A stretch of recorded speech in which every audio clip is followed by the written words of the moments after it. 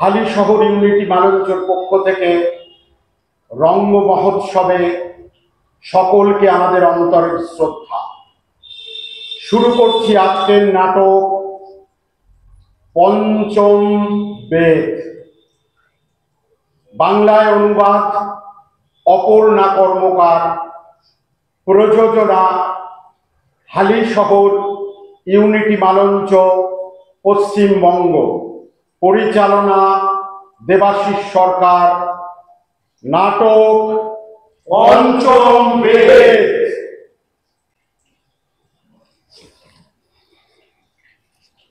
ঋষিগণ, আমাদের প্রথম অধ্যায়ের পাঠ সম্পূর্ণ হলো। এবার এসো, যা কিছু শিখেছ তার অনুশীলন করো। এটি একটি নতুন পরীক্ষা, এতে বিন্দুমাত্র ত্রুটি থাকা উচিত নয়।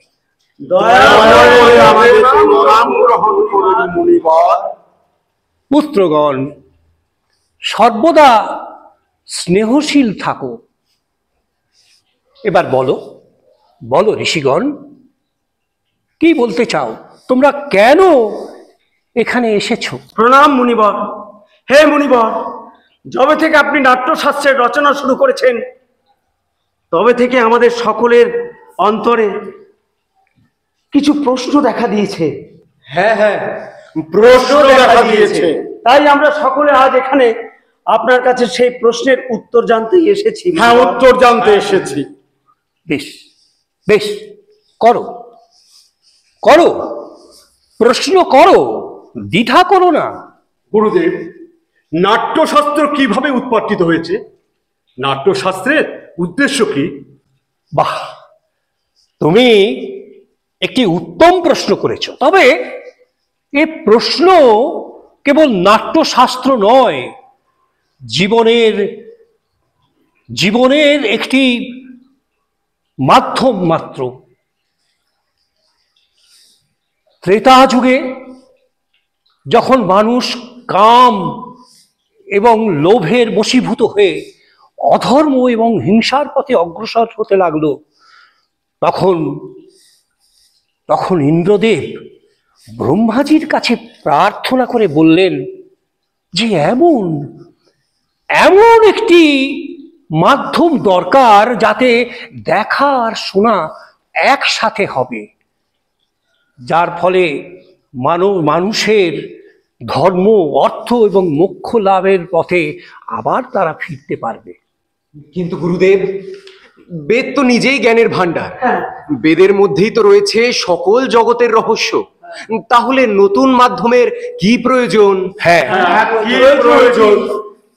নতুন মাধ্যমের প্রয়োজন, যাতে তা সকলের কাছে সুলভ হয়, সাধারণ মানুষকে এর মাধ্যমে শিক্ষার পথে, ধর্মের পথে ফিরিয়ে আনা সম্ভব। আর সেই উদ্দেশ্য নিয়ে ব্রহ্মাজি 4টি বেদের তত্ত্বকে একসাথে মিশিয়ে রচনা করলেন নাট্যবেদ। 4টি বেদের তত্ত্ব, সেটা কি গুরুদেব? গুরুদেব, শোনো, তোমরা নাটকের যে সংলাপগুলি দেখো সেগুলি ব্রহ্মাদেব সৃষ্টি করেছেন ঋগ্বেদ থেকে। আর ওই সুন্দর সুন্দর যে গানগুলি তোমরা শোনো, সেগুলির উৎপত্তি হয়েছে সামবেদ থেকে। বুঝেছি। অভিনয়ের উৎপত্তি হয়েছে যজুর্বেদ থেকে।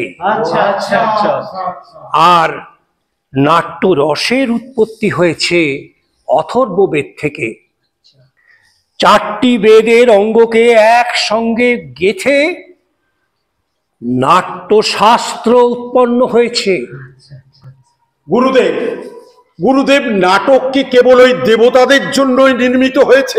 না না না না না না, ঠিক এই প্রশ্নটি দানবেরাও ব্রহ্মাজিকে করেছিলেন। তখন তার উত্তরে ব্রহ্মাজি বলেন, নাট্যশাস্ত্র সকলের জন্যে। এতে দেবতা, দানব, মানুষের সমস্ত রকমের শুভ এবং অশুভ কর্মগুলিকে সকলের সামনে তুলে ধরা সম্ভব। নাটক দুর্বল এবং অশান্ত মানুষকে মানবিকভাবে আরাম এবং স্বস্তি দেয়। এর মধ্যে বিভিন্ন রকমের রস, ভাব, শিক্ষা, কার্যের সমাহার ঘটেছে। এমন কোনো জ্ঞান নেই, এমন কোনো কার্য নেই যা তোমরা নাটকের মধ্যে দেখতে পাবে না। অদ্ভুত, অদ্ভুত গুরুদেব, অদ্ভুত। সমগ্র সৃষ্টির সমাধান লৌকিক আর অলৌকিকও বহুধর্মী। সমগ্র প্রাণীর ভাবের প্রতিনিধি এই নাট্যকলা। হ্যাঁ হ্যাঁ ঋষিগণ, এই নাট্যকলাকে সমস্ত শিল্পকলার উৎপত্তি স্থল বলতে পারো, অথবা এই নাট্যকলাকে সমস্ত শিল্পের সঙ্গমস্থল বলতে পারো। গুরুদেব, তাহলে তো নাট্যকলা সর্বশ্রেষ্ঠ শিল্পকলা। হ্যাঁ, আর এটা ততটাই জরুরি যতটা জীবিত থাকার জন্য, নিঃশ্বাস নেওয়ার জন্য জরুরি। কিন্তু সমাজ এতে গুরুত্ব দেয় না কেন? হ্যাঁ হ্যাঁ, গুরুত্ব দেয় না কেন মুনিবর? দেখো দেখো ঋষিগণ, আমরা শিল্পী, নীতি নির্ধারক তো নই। শিল্প আমাদের ধর্ম, আমাদের বিষয়ে, আমাদের শিল্প কর্মের বিষয়ে তো নীতি নির্ধারকদেরই বিচার করতে হবে। আমাদের শিল্পকর্মের অভ্যাস করার সুযোগ সুবিধা প্রদান করা তো ওনাদেরই দায়িত্ব। নাটক কেবলমাত্র শিল্পকলা নয়, সমাজের আয়না। এটি মানুষকে সত্যের পথে চালিত করতে পারে। রঙ্গমঞ্চ জাতি, ধর্ম এবং বিভেদের ঊর্ধ্বে উঠে সমগ্র মানব জাতির প্রকাশ ঘটায়। আজও রঙ্গমঞ্চ সমাজের বিষম পরিস্থিতিকে দূর করে সমাজে ঐক্যবোধের সঞ্চার করে। আর এই বোধ নিঃসন্দেহে এই পৃথিবীকে স্বর্গ বানাতে পারে। নিঃসন্দেহে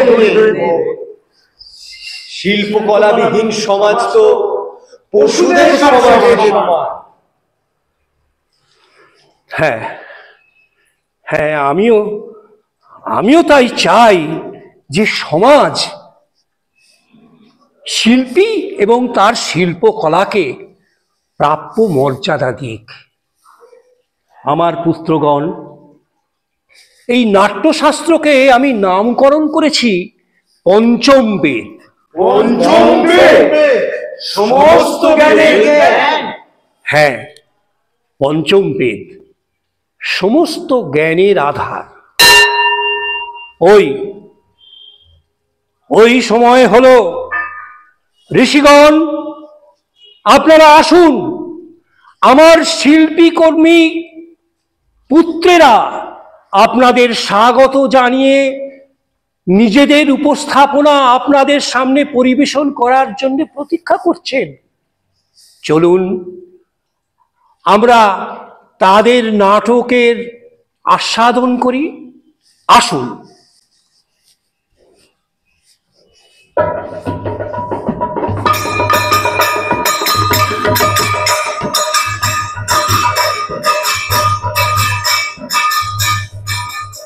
বৃদ্ধি হোক এই রাষ্ট্রের,